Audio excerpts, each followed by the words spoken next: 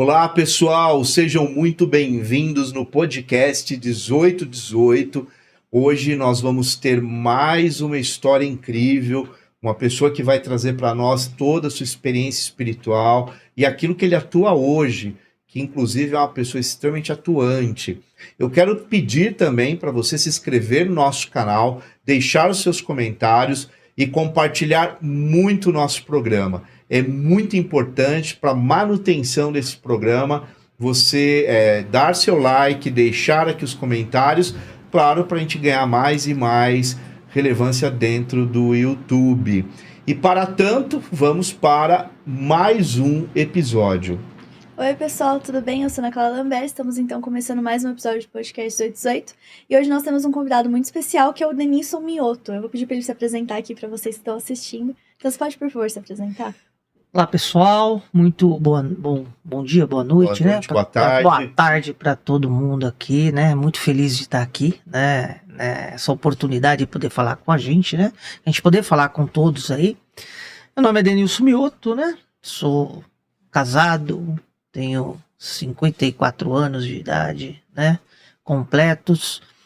E, assim, somos um buscador, né? Somos buscadores, né? Eternos buscadores, né? Dentro do nosso aprendizado. Uma vez eu estava conversando com uma pessoa, né? E a pessoa falou assim, mas eu tenho tanta dúvida dentro da espiritualidade, eu tenho tanta coisa para mim aprender, né? Aí uma entidade que trabalhava comigo e até me deixou como ensinamento também. Minha filha, nós somos eternos aprendizes, né? Nós somos eternas pessoas que estão sempre na busca do aprendizado. Talvez uma pessoa, um ser, né? Ele, que é o nosso Deus, né? Ele saiba de tudo, porque ele é onipresente, ele é onisciente, né? Mas até nós buscando na nossa eternidade, a gente vive aprendendo, né?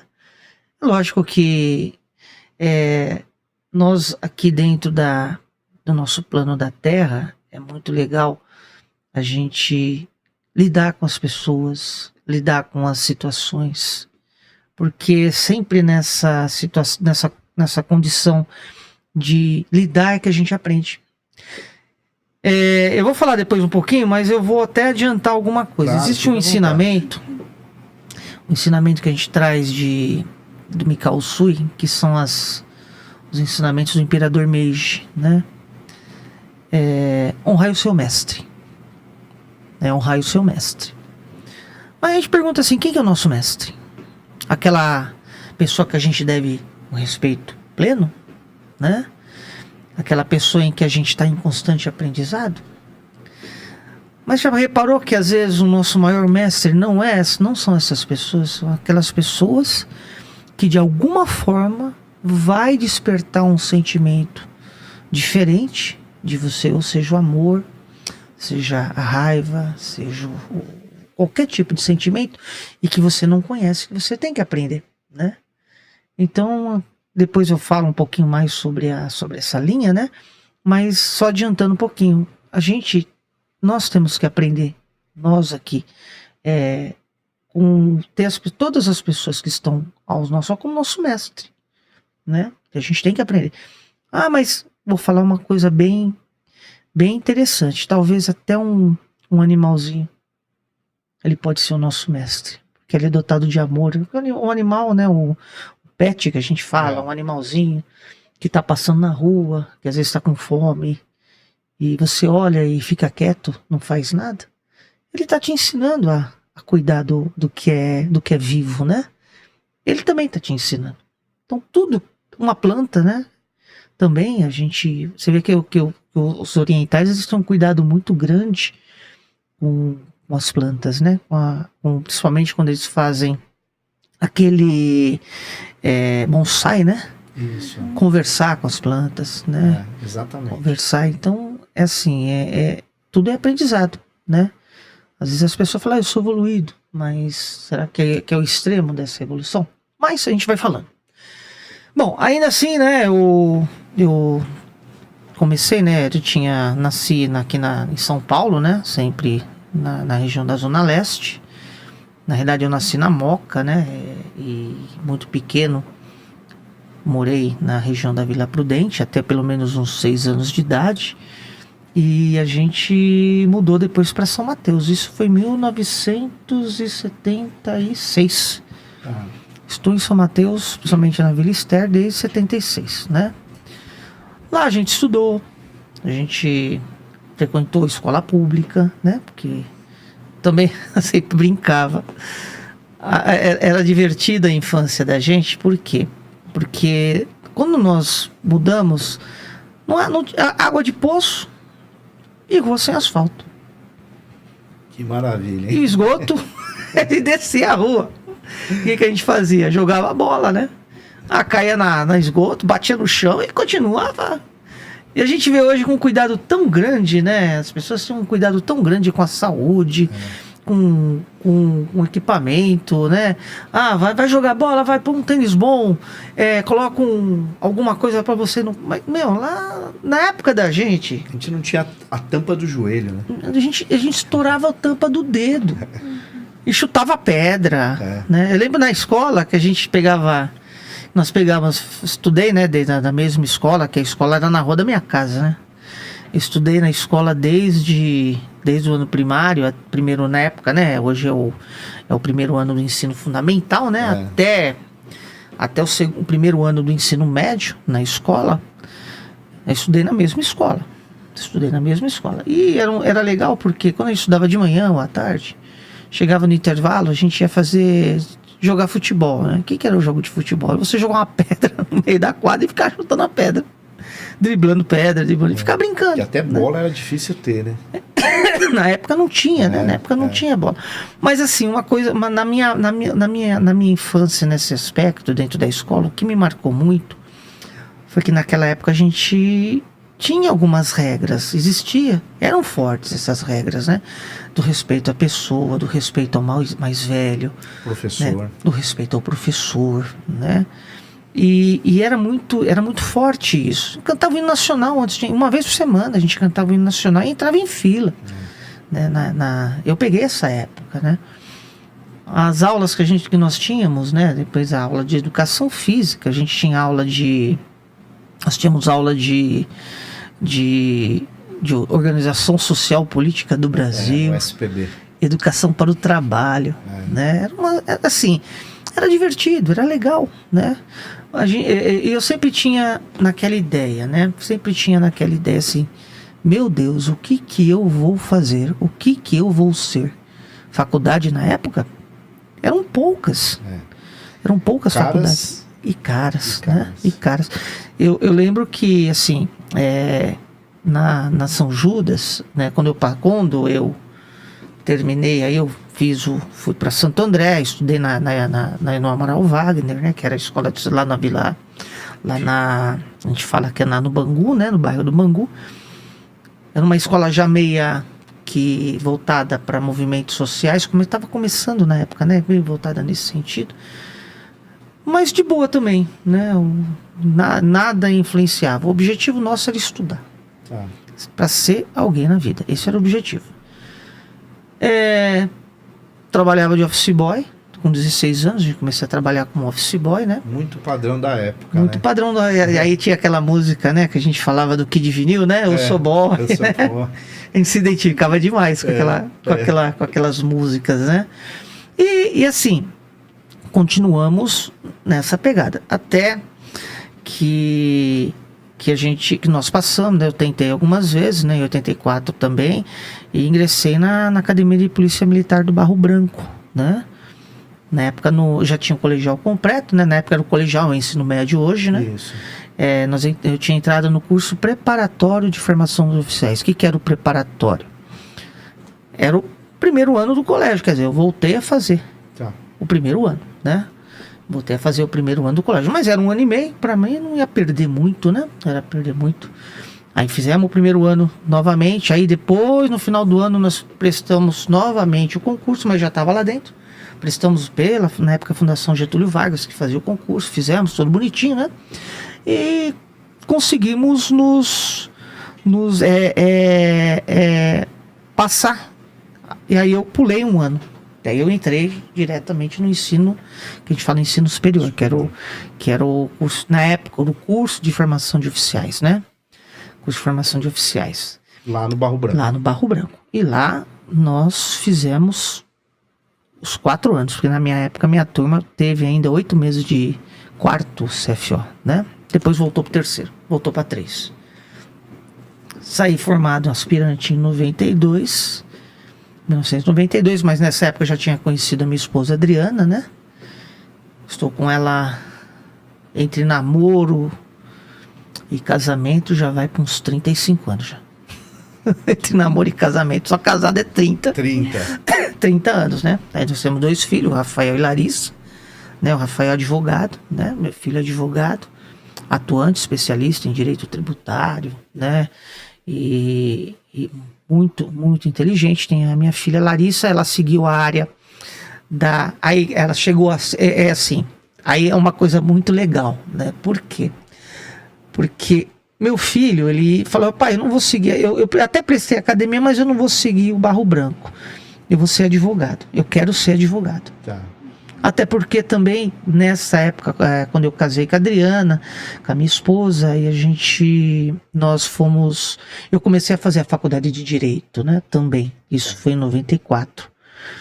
Fiz aqui na Unicastelo, no final na Itaquera, né. Continuei fazendo, fui fazendo lá, fiz a faculdade. Isso eu falei o exemplo e o recado que a gente traz, né. Pessoal, estudar nunca é demais. Exatamente. Estudar nunca é demais, né? Pelo contrário, eu acho que é a saída. É a saída, né? Nunca é demais. Tem que estudar sempre. E aí a minha menina, que é a Larissa, hoje ela tá com 27 anos. Ela é terapeuta numa multinacional, que é a L'Occitane do Brasil, né? Porque é uma empresa francesa, né? E ela fez naturologia. Tá. Naturologia aqui, trocando em miúdos, é medicina chinesa. Se especializou nessa área, né? Cartomante também. Depois eu falo deles um pouquinho, cada um, né? Então, cada um seguiu uma linha. Uma seguiu na linha mais na terapia e esoterismo, e outro seguiu mais na área do direito, né? Que chegam nessa área do direito. Então, aí eu terminei minha faculdade de Direito, não poderia advogar, porque eu era oficial da polícia. Sim. Oficial da polícia não pode advogar. Trabalhei muito tempo em São Bernardo do Campo, depois trabalhei na Zona Leste, trabalhei no Palácio do Governo, na época do Cláudio Lembo, né? Fui diretor de segurança lá. E, assim, eu não podia, a gente deu aula, né? Porque a gente dá, lá na polícia, assim, tem um curso superior, né? Que é o curso de bacharelado, que seria o curso de formação de oficiais, né? Tem o mestrado, né, que é o que a gente fala que é o CAO, que a gente chama de CAO, e tem o doutorado, que é o CSP, né? São 3 cursos que tem, que são a grade matriz. E tem o curso, hoje o soldado é técnico e o sargento é tecnólogo, né? Nesse sentido, 2 anos, né? Que faz esse aperfeiçoamento. E tem os outros cursos que são nível superior também, que é educação física lá, né? Isso. E assim, eu dei dei bastante aula no curso que a gente chama de antigo, né? Curso de formação de soldados, né? Que é nível superior. E também dei muita aula também no estágio de aperfeiçoamento dos profissionais, né, que o policial saiu, então você tinha que dar aula durante um tempo, que ele, como a gente fala, para aperfeiçoar ele no trabalho dele, né? E nesse sentido, eu sempre fui voltado para a área do direito, né? Para a área principalmente de direitos humanos e direito constitucional. Devido à minha especialidade em direitos humanos, né? Então dei lecionei muito nesse sentido. Cerca de 7, 8 anos a gente lecionava nesse sentido, né? E assim, eu não me arrependo, porque a gente deixa um legado positivo. Sem dúvida. A gente acaba deixando um legado positivo. Principalmente quando a gente trabalha com a espiritualidade, o dom nosso é deixar um legado positivo, né? É muito importante nesse aspecto. Mas eu falo assim, mas como é que começou a minha espiritualidade? Nossa Senhora, Esse foi... Com 8 anos de idade, eu fui numa solenidade na escola, né, lá na escola na rua da minha casa. Foi numa solenidade que era o Dia da Bandeira, não esqueço. Dia da Bandeira, fomos lá cantar o hino nacional. Era meio-dia, tem que cantar o hino da bandeira. Então, reuni todo mundo lá, vamos lá. Fui cantar o hino da bandeira. Cheguei pra casa, tomei um banho. E eu não sei o que aconteceu comigo, fui acordar no hospital. Não sabia o que era, né? E aí, né, existem várias vertentes, mas depois disso eu fui parar a primeira vez na minha vida num terreiro de Umbanda, que era Niltinho. Meu pai Primeiro levou. foi o hospital, depois o terreiro. Depois de um tempo, um terreiro Pra de Umbanda, entender, né? Pra entender mais ou menos. Aí eu senti uns negócios, né? Parece que alguém sufocando, né? E não sei, parece que quer sair do corpo, alguma coisa assim, né? Não sabia de nada. Meu pai era católico, minha mãe era católica. Eu era também católico, porque pela vertente da família, né? A gente era católico. Meu avô era congregado mariano, pai da minha mãe, né? E todo mundo era católico. Só que, assim, na família, principalmente na família da minha mãe, tinha histórias de vidência, né? O meu outro tio, que é irmão dela, que morreu cedo, e infelizmente, né, ele tinha vidência. Um outro primo meu também tinha vidência, né? Então, tinha um aspecto desse. Fala vidência, mas fala mediunidade mesmo. Mediunidade forte. E aí eu fui até... Eu sempre falei que eu era muito devoto a um marinheiro chamado Martins Pescador, uma entidade chamada Martins Pescador, né? Porque foi ele que me ajudou. Com 8 anos de idade foi ele que me ajudou. Chegou pro meu pai, chegou pra minha mãe e falou: filha, faz o seguinte, isso eu lembro. 8 anos de idade, mas eu lembro. Traz esse filho dia tal, aqui, de branco. E a gente vai, antes de começar o trabalho. Tá bom. Antes de começar o trabalho, tá bom. Chegou lá. Acho que começava 8 horas da noite o trabalho. 7h30 tava lá, né? 7h30 tava lá, com roupa clara e tal. Aí começou a cantar um ponto de bate-cabeça. Ele me botou no lado e falou: você vai fazer o sinalzinho da cruz. Todo mundo vai bater a cabeça. Eu não sabia o que era. Foi fazer, pra mim era diversão, né? Oh, legal, que bacana, é gostoso isso, né? Aí, com o tempo, aí perguntei meu pai pra minha mãe. Meu pai e minha mãe pouco sabia também, né? Pouco sabia também. E aí a gente começou a... Aí, com o tempo, eu comecei a entender, né? Aonde era o tamanho da situação, né? Onde era o tamanho da situação aí. Na realidade, a gente já leva uma ancestralidade, né? A gente já leva uma ancestralidade, principalmente quem trabalha, quem foi religioso em vidas passadas, já traz essa ancestralidade. A memória kármica. É a memória kármica, né? É a memória kármica. Mas isso eu fui entender depois de muito tempo, né? Sim. Depois de muito tempo. Mas até aí tudo bem. Continuei minha vida normal, nunca mais fui em terreiro. E continuei normal minha vida. Quietou as coisas que eu tinha, né? Lógico que isso me resultou também ganhar um óculos, né, na época, com miopia e tal. E aí tudo bem, na escola me chamava aqueles 5 olhos, né? Mas não vou falar o que é, tá? Deixando a curiosidade. Mas é assim. E continuamos, assim, quando pequeno, né? Aí a gente começa, né, a se interessar. E é engraçado, pessoal, assim. A busca parece que dá no DNA da gente. Ela tá intrínseca na gente, tá dentro da gente. Parece que coloca um chipzinho na gente lá, pau. Determinada hora, pum, começa a despertar. Parece que desperta, você acorda e... Exatamente, você começa a buscar, você começa a estudar, né? Você começa a ver. E as coisas vão te direcionando, os guias, né? Eles vão direcionando a gente para determinadas situações. Aí comecei a frequentar, dentro da academia, eu frequentava um centro de mesa branca, né?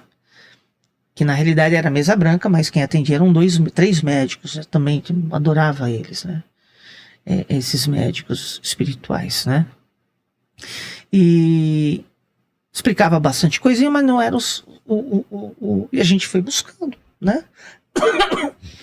Minha esposa adorava também, embora a linha da família da minha esposa era evangélica. Imagina, era evangélica, tio pastor, pai e mãe também chegou a frequentar terreiros também, mas era mais voltado para a linha evangélica, né? Aí quando eu conheci a minha esposa. E a gente começou a namorar e a gente começou a ir frequentar terreiros de Umbanda, né? Aí eu frequentava um terreiro, cheguei aí, eu morava em São Mateus, olha só, hein? Morava em São Mateus e ia lá na Anchieta. E aí a gente ia lá no terreiro da Anchieta. Começamos a frequentar, a entender, né? Assim, eu já começava a sentir algumas vibrações, né? Antigamente eu tô sentindo um monte de arrepio, umas tonturas, mas eram vibrações, né? Eu não sabia o que era, mas a gente vai descobrir, né? As vibrações das entidades que vinham, a energia do ambiente, a gente começava a sentir. E a gente foi frequentando. Porém, um determinado dia, a gente casou, lógico, casamos na igreja católica, família, sim, católica, vamos lá, casei na paróquia lá de São Bernardo do Campo, São João Batista, né, São Bernardo do Campo, casamento bonito, né, fardado, pessoal, cruzando espada, né, coisa linda, né, foi coisa de momento na época, muito bacana, né. Aí, a minha esposa falou, olha, a sogra da minha tia tem um terreiro em Santo André. Vamos lá, né? Eu tava trabalhando em São Bernardo, mas vamos lá. Isso foi em 94. Eu tava comentando com uma filha minha, uma filha do meu terreiro, essa semana, essa história pra ela. Que ela falou assim, pai, depois eu vou explicar o porquê pra vocês entenderem. Ô pai, eu falei, vamos lá. Aí cheguei lá, caboclo, né? Não gosto mais do caboclo, do seu cobra coral. Ele olhou pra mim, pegou na minha mão, olhou pra mim, filho, você já sabe, né? Sei o quê?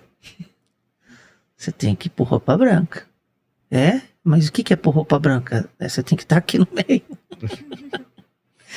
Aí eu falei, poxa, eu tô começando a fazer faculdade agora, né? Porque foi a época que eu tava fazendo a faculdade. Eu começando a fazer faculdade agora,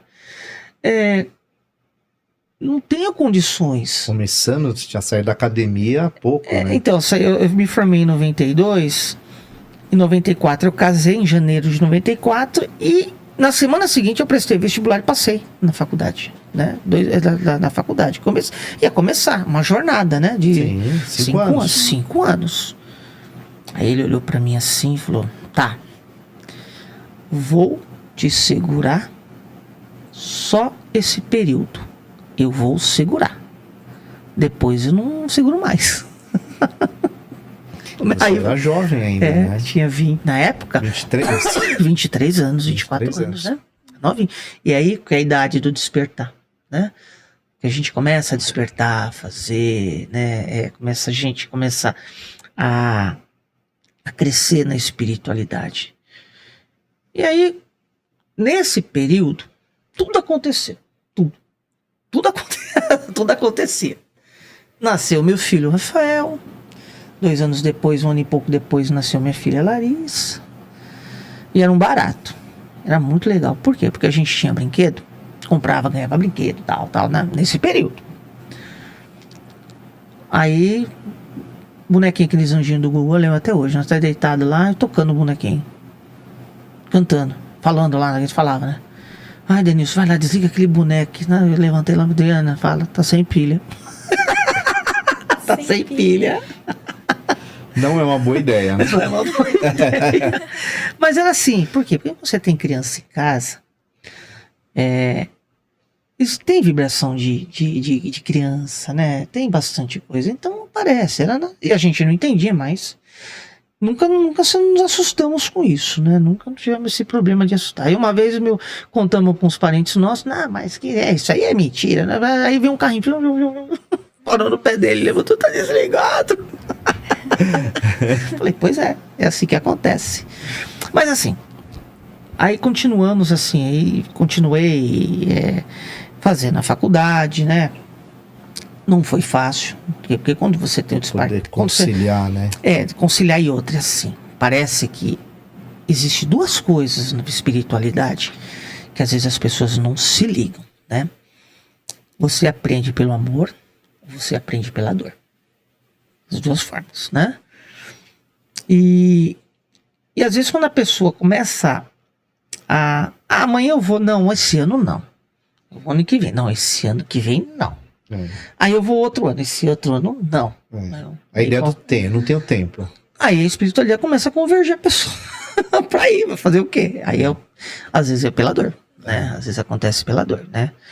E E isso na nossa casa aconteceu muitas coisas assim também que a gente viu, né, no nosso terreiro. Depois eu comento um pouquinho mais nele. E assim, continuamos fazendo a espiritualidade. Começamos a desenvolver. Aí terminou, né? Fui lá Aí mudei para Santo André, depois de 98, já estava morando em Santo André, no apartamento que a gente adquiriu. E eu e minha esposa continuou. E eu comecei a desenvolver. Aí tem uma outra coisa que é muito interessante, né? Às vezes não é só um que tem que desenvolver. Quando dois são predestinados, é os dois que tem que fazer. É um casal, né? É o casal. É os dois. E eu desenvolvia. Só que minha esposa não desenvolvia na época. E assim, aí eu falei, mas eu não posso. Ela falou, a mesma coisa, eu tenho que dar aula, tenho criança pequena, eu tenho casa para cuidar, tenho isso. Então ela, coitada, a minha esposa sempre se sacrificou assim pela gente, né? Pela família, né? Denilson, vai você, depois vou eu. Se der, vou eu. Sempre falava assim, sempre fez isso, né? E a gente começou a desenvolver, mas chegou uma hora que não tinha jeito. Ela tinha que desenvolver também. E ela começou a desenvolver também, né? E foi. Aí começou a ser gradativo, né? Foi ser gradativo. Começamos a fazer nossas obrigações, né? De dar Umbanda, né? Nessa busca que a gente fazia, eu lembro meus filhos pequenininhos cantava ponto também, acendia vela. Foi uma fase muito gostosa nessa época, né? Que a gente vai despertando, é o despertar, é a busca do conhecimento, parece que aquele ânimo que a gente tem de querer saber mais, curiosidade, né? Ensinar quem tá do lado da gente, nossas crianças. Meus filhos, desde pequenininho, foi criado em terreiro. Depois que a gente começou, foi criado. A gente ia pro terreiro, quando eu desenvolvia, a gente levava uma barraquinha, subia, entrava dentro da barraquinha. No terreiro que a gente frequentava também levava barraquinha, assim, entrava lá e meu filho começou a ser Ogã com 6 anos de idade, já tava tocando atabaque, né? A minha menina também começou a desenvolver muito cedo também na espiritualidade, mas sempre faltava alguma coisa. Sempre faltava alguma coisa. E a gente começou, e tudo isso paralelo, minhas atividades da polícia, minhas atividades de aula e minha esposa com as atividades dela. A gente nunca abandonou, sempre tocando isso daí, paralelo. Então era muita coisa, né? Aí chegou uma época que ela foi fazer especialização no Rio, né? E tinha que ficar com as crianças também. Então, assim, existe um universo que converge para te ajudar, mas também existe um outro universo que converge para querer tirar você. Tirar.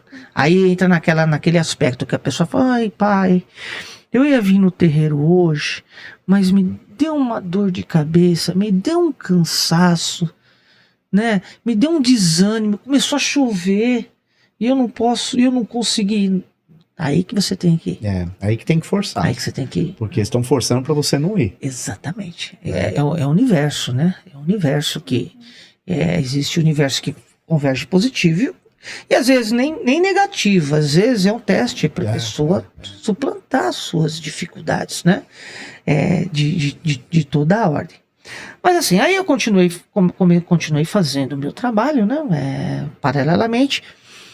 Mas eu falei, mas eu precisava conhecer alguma coisa falava na cabeça, sabe? Eu começava a falar. Mãos, eu ouvia mãos, que mãos, cura das mãos, mas como cura das mãos, tal, né? Aí eu comecei a ver que eu precisava trabalhar esse lado de imposição de mão. Foi quando eu comecei a buscar o reiki. Tá. Foi quando eu comecei a buscar o reiki. Não sabia o que era. Vi o curso, olhei assim, como é que faz? Não, você tem que fazer o nível 1. É nível 1? Tá. Como é que é? Não, você vem, faz o curso 3 dias, na época eu fiz com o Gilberto Falck, né, uma pessoa formidável também, né, um grande mestre em reiki, e ele falou, você vai fazer com ele. Eu falei, tá bom, vou fazer. Nossa, adorei o curso. É o nível 1, né? A gente recebia só um símbolo, né? Praticamente. Mas aí a gente comecei a pesquisar mais. Falei, mas peraí, tem os sistemas, né? Tem um sistema que você faz o nível 1, depois você faz o nível 2, depois faz o nível 3A, depois o 3B, depois o mestrado, né? É um processo, E aí eu comecei a pensar, falei, eu acho que eu vou fazer. Eu vou encarar. Aí comecei a fazer. Aí eu fiz o nível 1, lógico, depois eu fui com o Otávio Leal, fiz o Reciclei 1 e fiz o nível 2, e daí não parei. Continuei fazendo, né, os níveis, né, até os que eu concluí fui em Santo André, né, lá com a Tânia Gori, né, que quem ministrava era o Otávio na época, e eu cheguei a fazer até o nível mestrado do Reiki, né, a gente conseguiu fazer. Eu tenho um amigo meu que me acompanhava sempre, que era um policial também muito amigo meu, o Jorge, né, e a gente fazia o Reiki e aplicava estágio de Reiki, fazia estágio no Reiki, né, para poder fazer o aperfeiçoamento, aí até chegar ao nível de mestrado, né? E hoje a gente tem o mestrado em Reiki. Muitas coisas, aí que eu falo, a gente aprende muito com o Reiki, né? E a gente pega os cinco princípios básicos do Reiki, que você pega, primeiramente por hoje não se preocupe, né? Não se preocupe por hoje. Aí, então, qual que é o ensinamento? Tem algum problema? Não se preocupe. Hoje você não vai se preocupar. E amanhã? Amanhã é outro dia. Vai chegar o problema, se hoje você não vai se preocupar também. Né? A história do Reiki é muito bonita, né? Não se aborrece. Não se aborrecer. Então, por que isso? Pra gente manter um nível de vibração positiva sempre. Né? E olha que o mundo de hoje, para tirar alguém do sério é muito fácil. É só sair para fora de casa ou ligar a TV. Exato, e outra, é uma constante, né? O crime aí mais perto de nós, né? Eu já falo como policial, né? O crime cada vez mais perto de nós. E a gente está numa época que é muito interessante e é muito ruim, né? A probabilidade de você perder um ente querido hoje, numa situação dessas, é muito próxima, né? É muito próxima, é muito constante, né?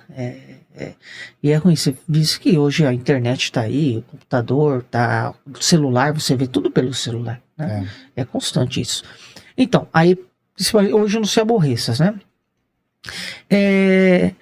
Principalmente, assim, é o que eu falei, honre teu mestre, né? Honre teu mestre, você tem que honrar o seu mestre e tal. Tem também aquele aspecto de você amar tudo que é vivo, né? Amar tudo que é vivo. Então, tudo que é vivo, né? Seja pessoas, animais, plantas, tudo que é vivo, acho que é um ensinamento muito forte que você tem que amar. O amar não é falar, eu amo, o coração, não. O amar é o respeito, é o carinho, e a natureza, a Umbanda ensina isso também. Você vai numa mata, vai tirar uma erva, vai tirar uma planta, conversa com a planta, pede autorização, pede permissão. Ô planta, você tá fornecendo para nós, eu posso te pegar? Aí fala, eu passo alguém que não te conhece, o cara é retardado, falou com a planta? Não, mas é o certo, você tem que falar com a planta, né? Conversar com os animais, né? Nossa, o pessoal acha que eu sou louco em casa, porque eu fico cantando com meus bichos. Né, eu e minha esposa, os caras ficam olhando pra cima, esse cara é doido, né? Eu começo a cantar, cada bichinho tem uma música específica, né? E eles reagem, né? Eles reagem.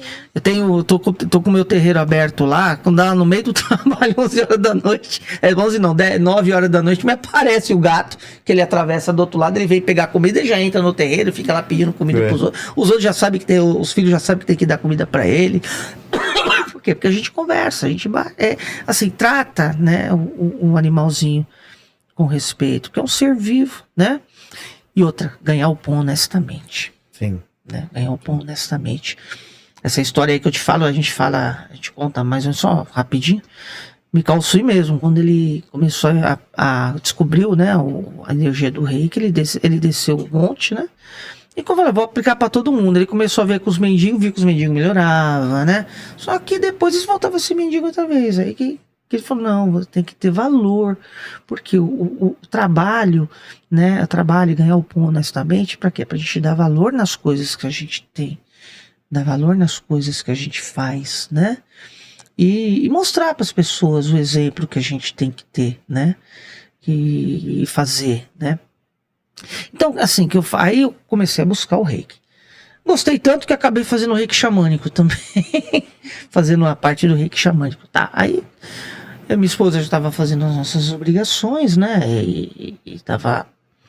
Aí os orixás nos brindaram de ir para um determinado local, né? Uma casa, construir uma casa. E nessa casa a gente construiu o nosso terreiro. Começou pequenininho. Tá. Começamos pequenininho, né? O nosso terreiro assim, bem um quartinho, né? Reservado.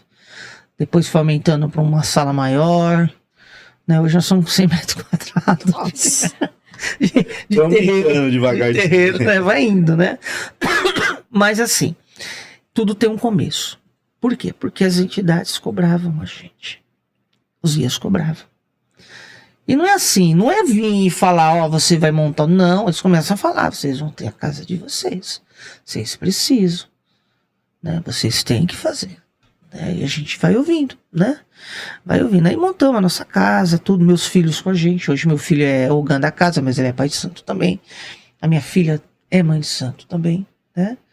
A minha esposa é mãe formada também, mãe de santo. E a gente continua trabalhando, sempre expandindo, né? A nossa casa. E já estamos com 20 anos já. Começando de 2000, nós começamos em 2000 e na realidade não foi 2003, porque a gente já fazia antes. Tá. O espaço mesmo foi 2003, né? 2003. Aí não, acabou não acabou não.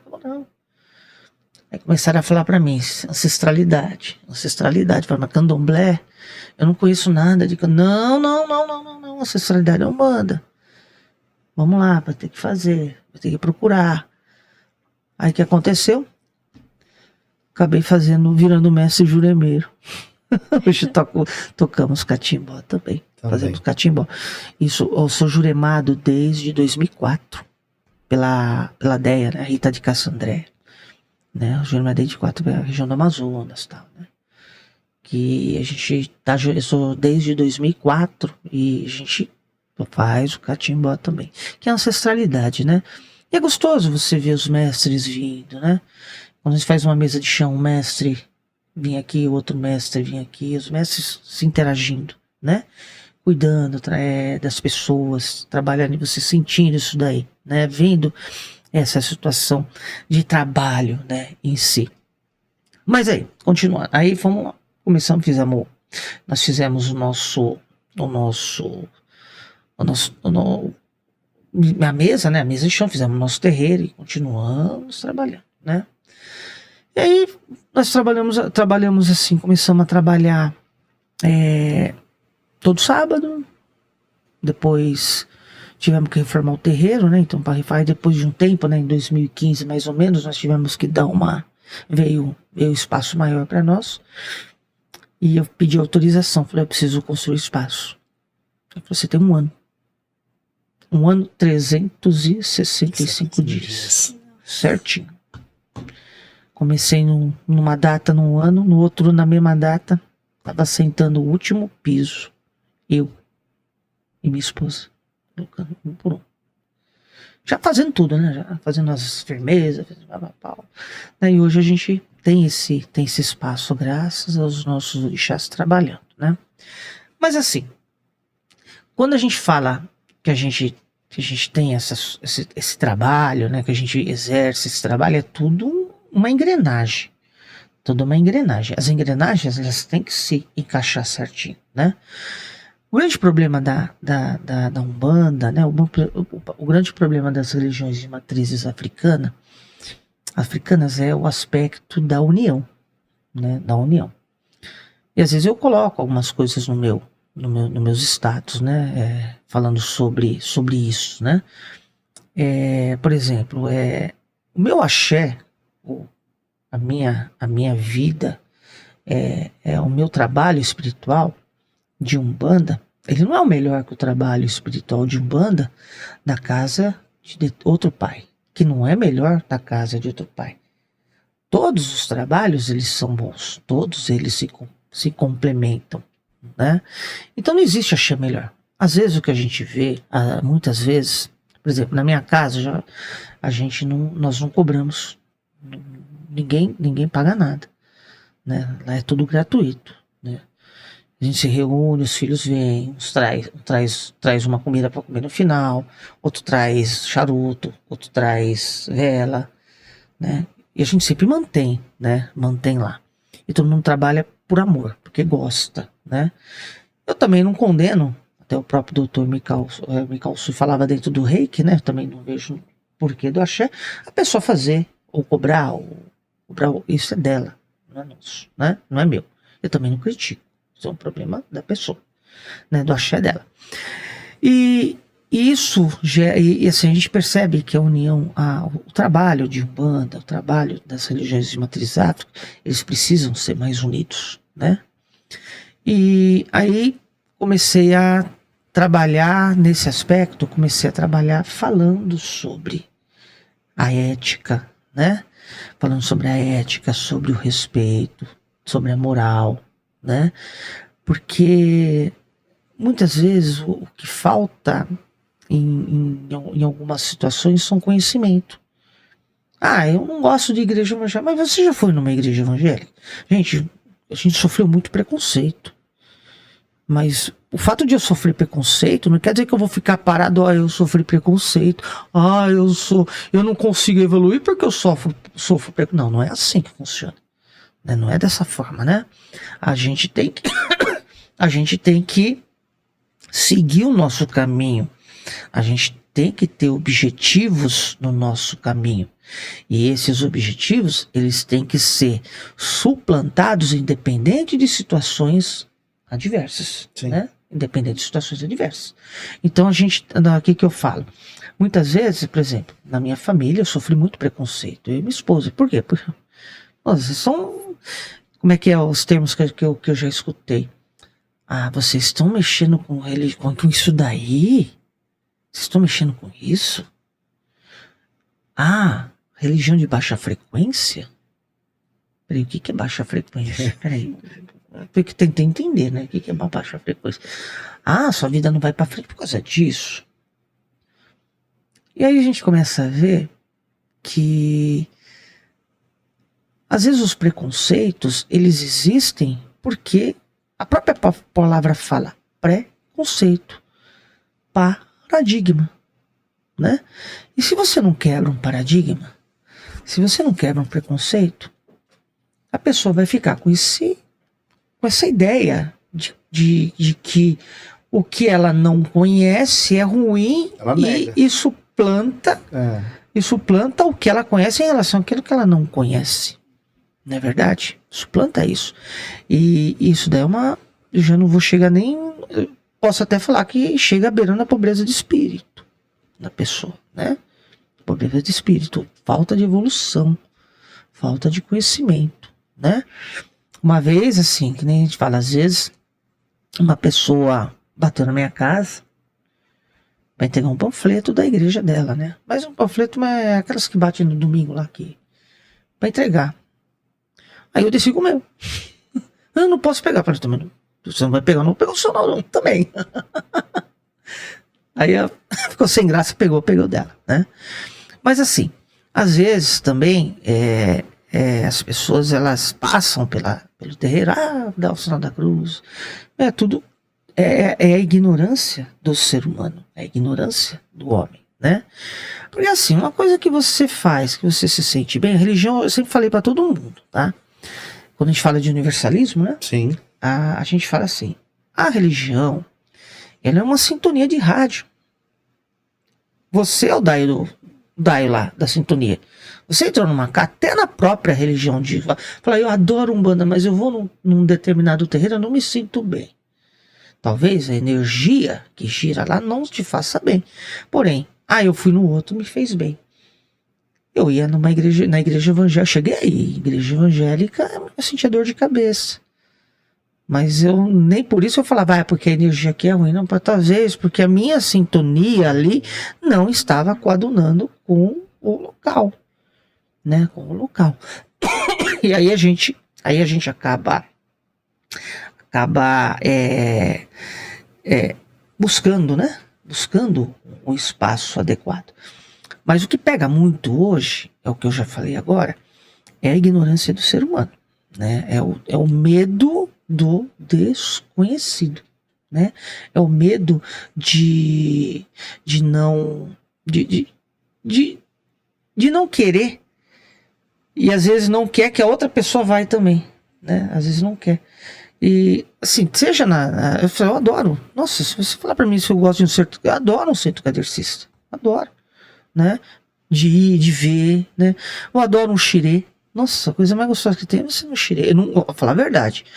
Entendo o candomblé, né? Conheço o candomblé, as nações do candomblé, os toques do candomblé, né? Só que assim, eu toco umbanda, né? Eu prefiro, né? Não que seja ruim, eu adoro ir, né? Só que assim, tem pessoas que são predestinadas a determinados locais, assim como tem terreiros de candomblé que trabalham com umbanda, né? Trabalham com umbanda ou usam o catimbó para poder trabalhar com a umbanda, né? Porque eles têm porque a energia do candomblé é natural, tá? Ela é uma energia natural do orixá, né? Que eles trabalham. Então cada filho de orixá que tem no seu enredo, né, principal, tal. Então eles eles usam talvez um outro tipo de trabalho num outro determinado dia e faz esse trabalho, né? Que é legal também. Mas assim, tudo é conhecimento. Aí fala, faz barulho. Aí uma vez, assim, eu me questiono às vezes, né, com relação ao barulho, com relação às coisas que são erradas, né? Não, mas a religião atrapalha porque faz muito barulho, ou as pessoas ficam gritando, ou ficam gritando que nem índio, né, começa a falar. Aí você olha pra pessoa e fala assim, mas você já viu se e quando passa um baile funk aqui? Que o pessoal tá consumindo droga, tá com um som alto ligado. Eu tô falando só exemplo. Podia ser outra coisa, podia ser um rock, né? Sim. Podia ser qualquer outra coisa, né? Ou as pessoas paradas na rua fazendo zona e baderna. Você não te incomoda também? Ah, não, mas não posso, né? Aí eu não vou me meter não, né? Poxa, né? É assim que às vezes o ser humano ele é muito bom, mas às vezes em alguns aspectos ele acaba sendo propriamente hipócrita em alguns pensamentos, né? Em algumas formas de agir, né? Por quê? Porque entra a questão do paradigma. Eu tenho medo do desconhecido, eu não gosto. Ah, por que você não gosta? Não, porque meu pai não gostava, minha mãe também não, meu avô não gostava, e vem eu não gostando. Padrões consolidados. Chega padrões, né? É. Mas esse paradigma tem que ser criado, até porque dentro da área do direito, a nossa Constituição Federal, ela fala, né, da liberdade de culto e a liberdade de crença, né? Sim. A liberdade de culto, crença, o direito de reunião, né? Também. Mas eu não posso reunir para discutir religião? Posso reunir, né? É o direito de reunião também, né? Dentro desse aspecto. Aí o que eu falo? Assim, tudo isso eu cheguei para falar agora. Não adianta você ser um líder religioso. Não adianta você ser alguém se você não tem conhecimento pleno daquilo que você está fazendo. Você tem que ter conhecimento. Você tem que buscar esse conhecimento, né? Não só na espiritualidade, mas a parte material também, né? E assim, não só pregar dentro de uma casa, ou de um terreiro, ou de um centro religioso, ou de uma igreja evangélica, pregar o amor, a paz, a alegria, mas a sua vida está toda errada. Você tem que conciliar. A gente chama isso aqui de equilíbrio. Você tem que ter equilíbrio nas coisas. Vou dar exemplo, né? Exatamente, você tem que ter equilíbrio, né?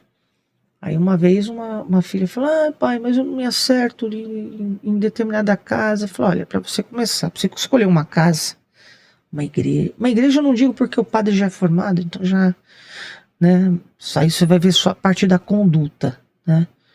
Mas se você quer uma igreja, um templo religioso, olha os dirigentes. E como é que eles são?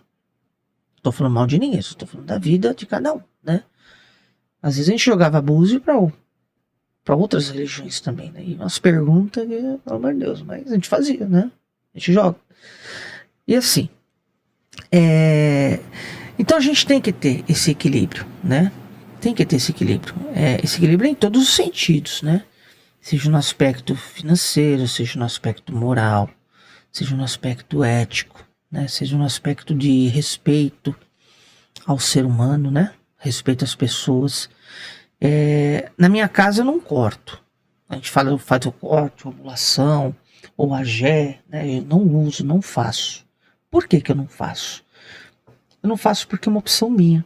Embora a minha Umbanda seja tradicional da minha casa, eu não faço. Por quê? Porque eu cultuo a vida, né? A vida do... Talvez, vamos lá, alguém me ponha na parede, mas e se precisar?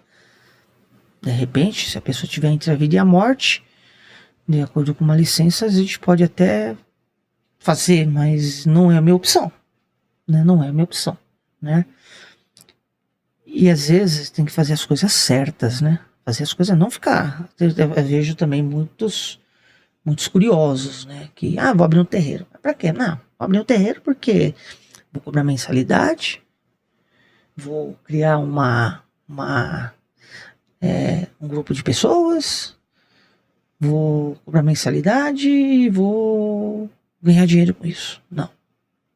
Espiritualidade, eu não condeno, que nem eu falo. Volta aquele ensinamento me calçou. Você vê que toda hora eu tô batendo nele, né? Ganhe o teu pão honestamente, né? Ganhe o teu pão honestamente. O que é o ganhar? Volto a falar, o que é o ganhar o pão honestamente? Se ele vive disso, não há o porquê. Graças aos orixás, hoje eu sou aposentado, tenho meu ganho garantido, minha esposa tem o ganho dela também, então a gente pode se dedicar especificamente à espiritualidade, mas batalhamos muito para chegar nisso, né? Sim. A gente batalhou muito, né? Mas tudo dentro do quê? Do respeito. Mesmo quando eu nunca cobrei. Do respeito, né? Do amor, né? Do equilíbrio. Uma casa, ela tem que estar assim, ela tem que ter o equilíbrio, né? De oração, das orações.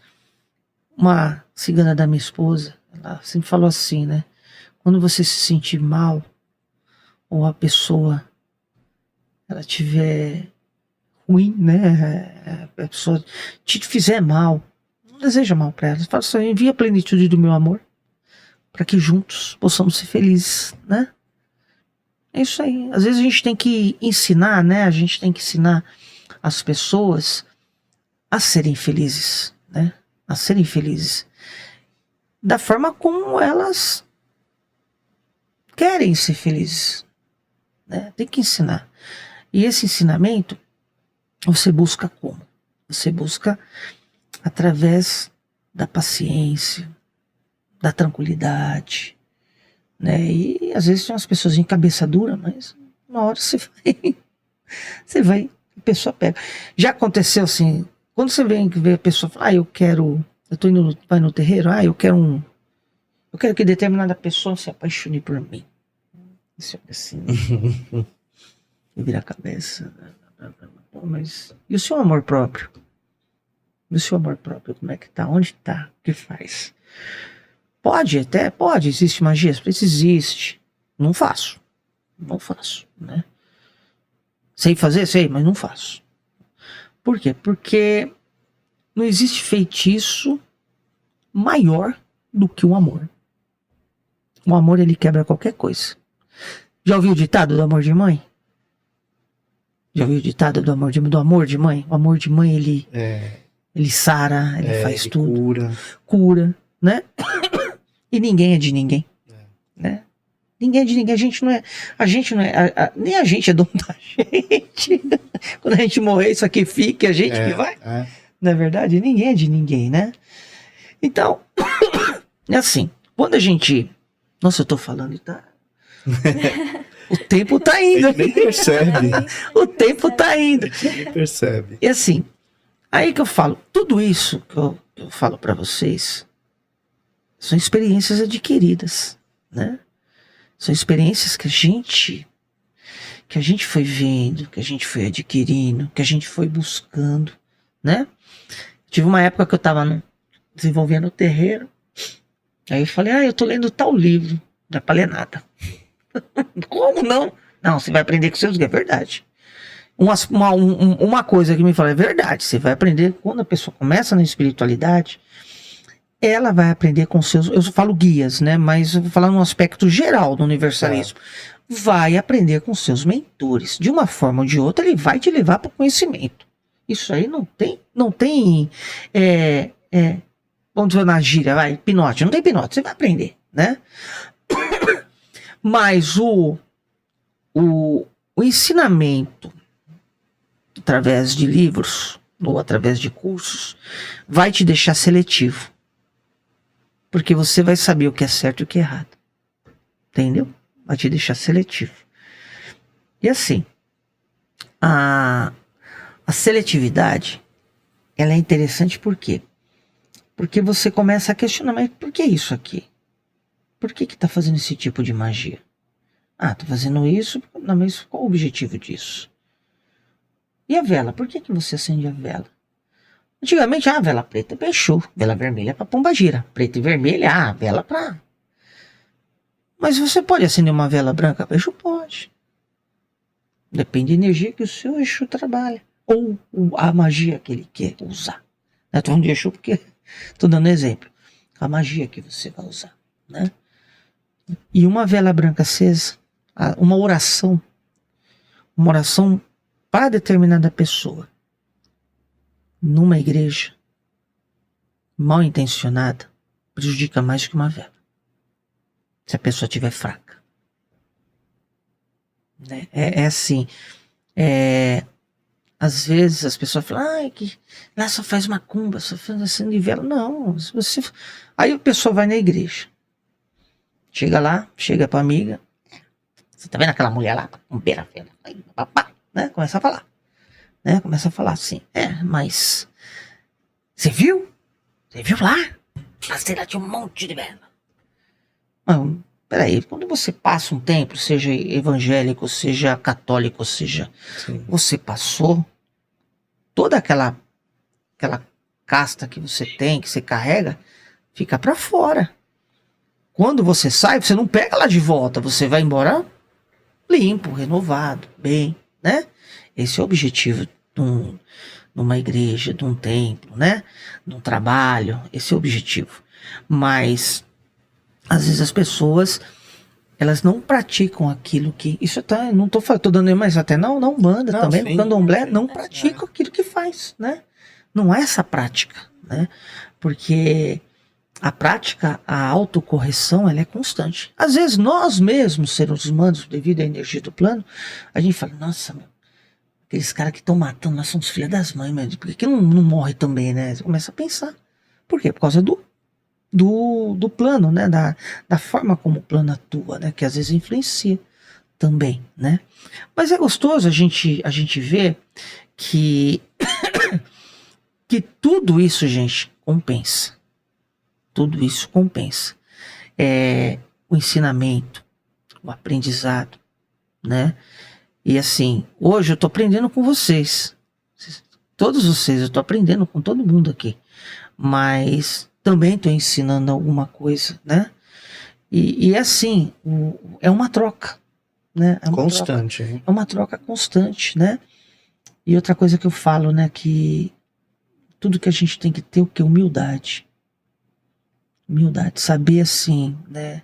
Que às vezes a gente vê as pessoas tomarem determinadas atitudes no passado ou no presente, e às vezes essa pessoa ela não tem humildade suficiente, chega e fala, eu errei, desculpa, mas eu errei, né? Não existe essa, tá dentro da autocorreção, né? A gente tem que estar em autocorreção constante, né? Falar, eu errei,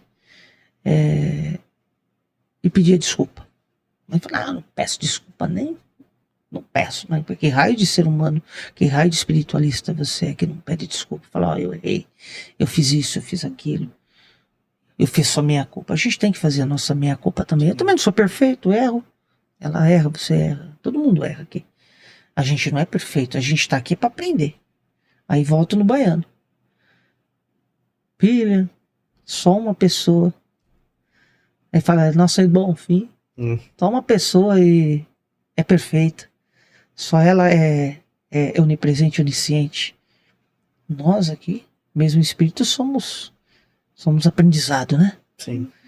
Acho que deu tempo, né? Deu, mas foi tranquilo, né? A gente nem sentiu passar. Eu nem vi falar, comecei a falar.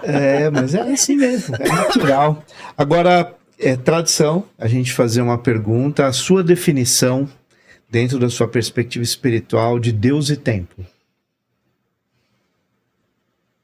Deus, onipresente e onisciente. Tempo não existe. O tempo quem colocou foi a gente. Nós, seres humanos, colocamos o tempo.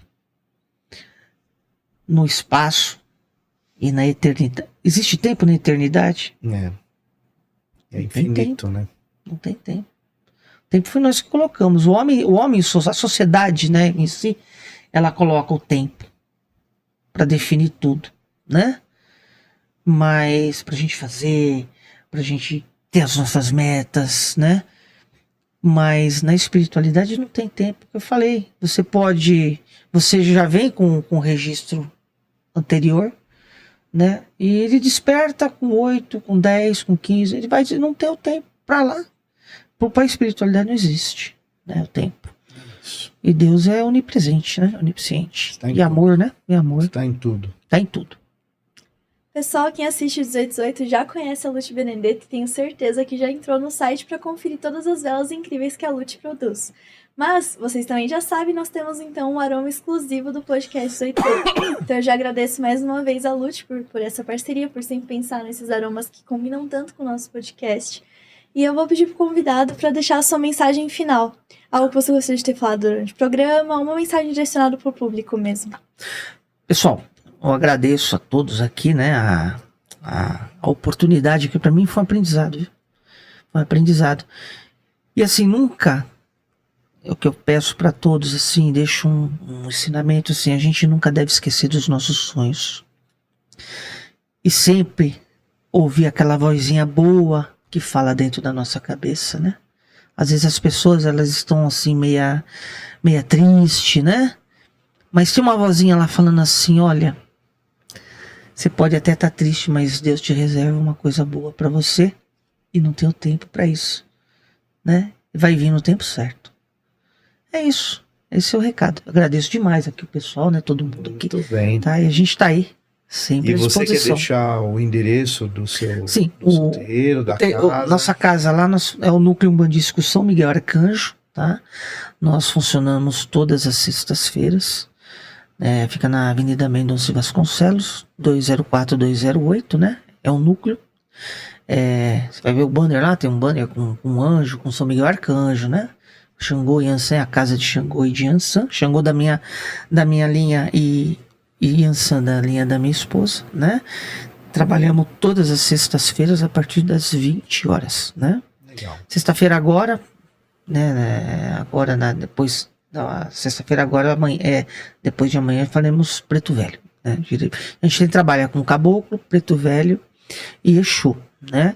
E eu tenho colocado Catimbó e outras linhas que eu tô começando esse ano também, como Marinheiro, Boiadeiro, né? Cigano. Então a gente trabalha bastante nesse sentido também. Muito bem. Então, muito obrigado pela sua presença. Também acho que o pessoal deve te achar no Instagram também. Instagram, né? Isso mesmo. Que você divulga bastante também o trabalho. E no Instagram, como te acha? Então, como Coronel Mioto. Coronel Mioto. Coronel Mioto. Pode entrar lá que a gente tem bastante coisa. Tá e tem a página do Núcleo Umbandístico São Miguel Arcanjo, né? Só entrar lá, Núcleo Umbandístico São Miguel Arcanjo, no Facebook já também Tá bom. já direciona também. Gosta muito das redes sociais, né? Para poder ter acesso e conversar, enfim. Bom, muito obrigado pela sua presença. Muito obrigado mesmo. Foi um programa muito leve, muito tranquilo. E tenho certeza que vai deixar aqui muitos ensinamentos, exemplos e as pessoas que estão nos assistindo irão gostar bastante desse episódio. Então, mais uma vez, Mioto, muito obrigado. Obrigado. E eu quero agradecer também o pai Miguel. Pai Miguel, né? Que Pai foi, Miguel. Ele já veio aqui no nosso programa, inclusive o episódio dele já foi pro ar. E ele que indicou como que a gente fala? Pai Mioto? Pai Denilson. Pai Denilson. Pai Denilson. E ele que indicou, né, para nós, e foi uma grande indicação para que pudesse aqui compartilhar conosco a história dele, né, e hoje, né, estamos aqui apresentando a vocês mais esse episódio tão incrível. E para tanto é fundamental que você se inscreva no canal. A gente costuma dizer que tem muita gente, a gente vê lá na métrica, que vem acompanhando os episódios, mas acaba não fazendo a inscrição, porque talvez se esquece ou não tem o hábito de redes sociais e não tem muita dimensão do quanto é importante você se inscrever no nosso canal. Sim, né? Para que a gente tenha aí essa relevância dentro da mídia social, né? Dentro da plataforma do YouTube. Então não se esqueça lá de nos seguir. Tendo alguma dúvida, também deixe seus recados aqui, que a gente vai estar respondendo, e isso também é uma forma da gente interagir. Bom, eu quero agradecer mais uma vez a Lute Benedetta, RPA Produções, Bacarim English School e também a Noesis, que é aquela plataforma de psicólogos que atendem os brasileiros que estão fora do nosso país. Então, muito obrigado a todos. Fica aqui um grande abraço do amigo Marcelo Lambert e muita luz para todos vocês. Até o próximo episódio.